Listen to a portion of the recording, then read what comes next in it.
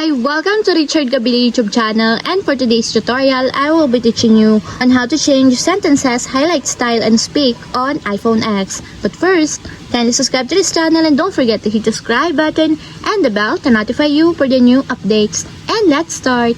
Using your iPhone X, from your home screen first, go to Settings. Then in the Settings, scroll down and find the Accessibility and then tap.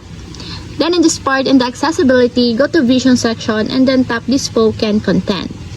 Then in the spoken content, find and tap the highlight content.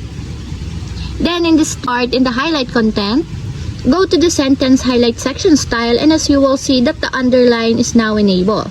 And if you want to change it your style to background color, just tap the background color until there's a check mark on the side.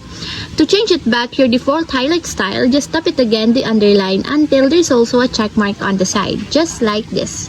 And that's it, we have successfully changed sentences, highlight style, and speak on iPhone X. If you have a question, kindly comment down below and don't forget to hit the subscribe button and the bell to notify you for the new updates. And thank you for watching!